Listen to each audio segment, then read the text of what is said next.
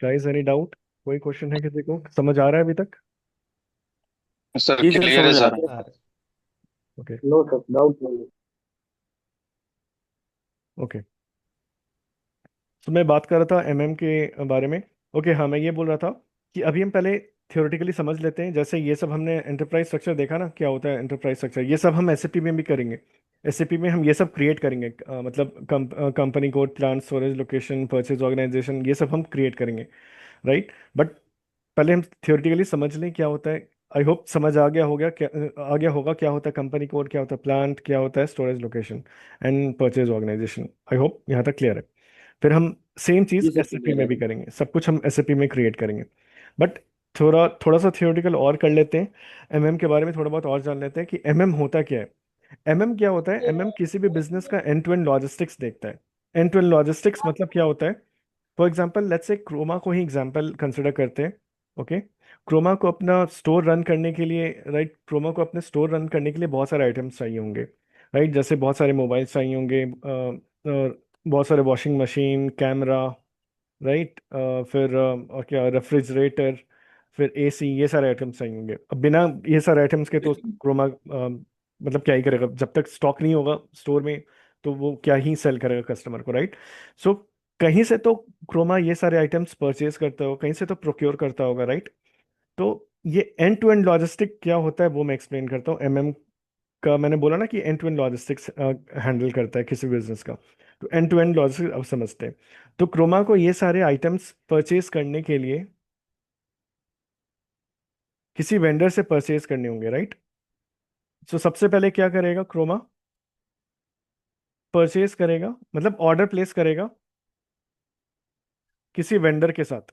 किसी वेंडर को बोलेगा, लेट्स से कोई वेंडर है, एक्स वाई जेड नाम का कोई वेंडर है। इस वेंडर को ये ऑर्डर प्लेस करेगा कि ओके, मुझे 10 सैमसंग नोट चाहिए, 10 आईफोन 15 चाहिए, ऐसे करके आइटम मतलब ऑर्डर प्लेस करेगा। फिर 15 Samsung washing machine, cannon camera चाहिए 50 रेफ्रिजरेटर चाहिए वर्लपूल के, फिर लेट्स से 30 वर्लपूल के एसी चाहिए, ऐसे करके आइटम वो मेंशन करेगा। तो सबसे पहला क्या होगा, क्रोमा ऑर्डर प्लेस करेगा किसी वेंडर के साथ। तो ये हो गया सबसे पहला स्टेप। फिर दूसरा क्या होगा? ऑर्डर मिलेगा वेंडर को, फिर वेंडर का रिस्पॉन्सिबिलिटी होता है ऑर्डर को पैक करना, राइट। ऑर्डर पैक करना और डिस्पैच करना, राइट। ऑर्डर पैक करके फिर डिस्पैच करेगा। फिर क्या होगा?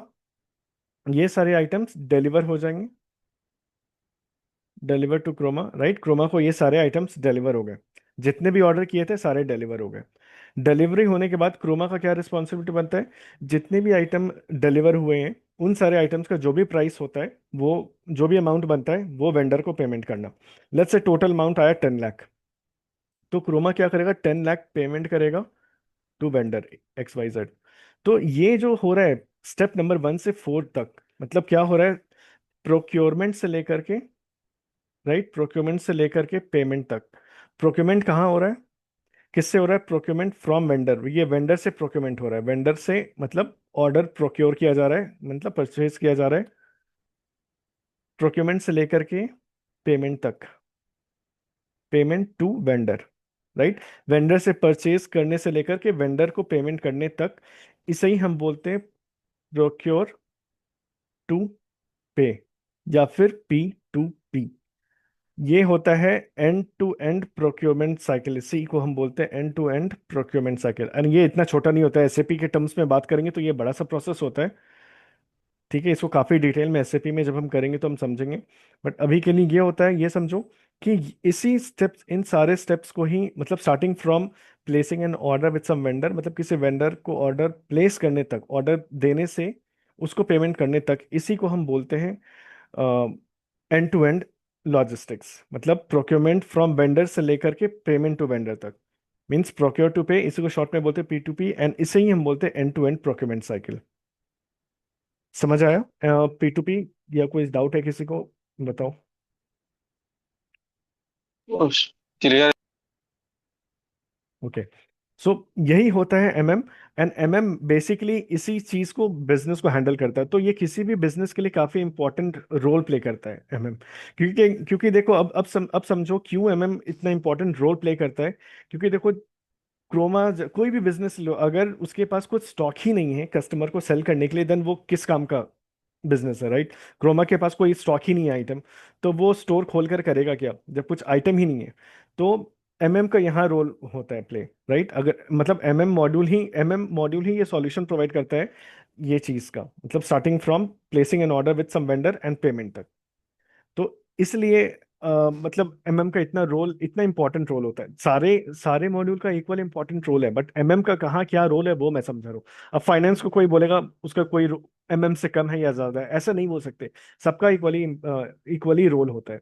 फाइनेंस को क्यों मैं इक्वल बोल रहा हूँ? ठीक है, ये सारे कुछ तो प्लेसमेंट, ऑर्डर ऑर्डर प्लेस हो रहा है या पेमेंट हो रहा है, बट पेमेंट करने करने के बाद ये फाइनली प्रोसेस कौन करेगा? फाइनेंस डिपार्टमेंट ही देखेगा, राइट? ये फाइनेंस भी इक्वली इंपॉर्टेंट है। अगर फाइनेंस कुछ हो ही नहीं रहा है तो फिर बिजनेस में क्या प्रॉफिट क्या लॉस, कुछ जब फाइनेंशियल ट्रांजैक्शन ही नहीं हो रहे, राइट? तो सारे मॉड्यूल्स का इक्वल एंड इम्पॉर्टेंट रोल होता है। तो ये होता है एमएम का इम्पोर्टेंस किसी भी बिजनेस में। ठीक है, आई होप यहाँ तक क्लियर है। यहाँ तक बेसिक अंडरस्टैंडिंग सबके लिए क्लियर है? ठीक है सर, क्लियर हो गया। ठीक है। क्लियर है सर। ठीक है, तो ये सारे चीज हम एसएपी में करेंगे। ओके, ये हम नेक्स्ट क्लास में एसएपी में करेंगे। आई होप यहाँ तक थियोरेटिकल पार्ट क्लियर है। पहला जो ये जो एंटरप्राइज स्ट्रक्चर है, ये काफी लेंदी टॉपिक है। पहले हमें इसको थियोरेटिकली ही समझने में काफी टाइम लगता है, देन सेम चीज को हम रेप्लिकेट करेंगे एसएपी में। ओके, सो कल हम फिर कनेक्ट करेंगे ये सारे चीजों को, हम एसएपी में करने का। फिर आगे जितने भी टॉपिक्स है ना, बाकी सारे पैरेलल में चलते हैं। मतलब जैसे कोई भी प्रोक्योरमेंट प्रोसेस ले लो, जो हम थ्योरेटिकल करते हैं तुरंत एसएपी में करते हैं, बट ये ऐसा टॉपिक है पहला जो जो बेस क्रिएट करेगा एमएम सिलेबस का। स्टार्टिंग का थोड़ा पेशेंस रखना, स्लो चलेगा, स्लो चलेगा, देन धीरे धीरे सब समझ आता जाएगा। एंड बी पेशेंट, एंड बस जो सब हो रहा है स्टेप बाय स्टेप हम आगे मूव करेंगे एंड हमारे लेवल अप होते जाएंगे सिलेबस। ठीक है, तो आज का क्लास यहाँ क्लोज करते हैं, then will meet again tomorrow at 9 p.m. ठीक है। एंड ये जो सेशन हुए ये डाउनलोड होकर के यहाँ पे चैट में मिल जाएंगे। नेक्स्ट 5 to 10 मिनट्स में देख रहे हैं यहाँ पे रिकॉर्डेड सेशंस होंगे, वो डाउनलोड कर लेना। एंड जो भी डॉक्यूमेंट मैंने प्रेजेंट किए हैं वो भी यहाँ पे मिल जाएंगे। ओके, सारे चैट में अवेलेबल होंगे। ओके, सो अभी के लिए क्लास क्लोज करते हैं, कल मिलते हैं 9 बजे। Bye, good night. Hello. Thank you sir.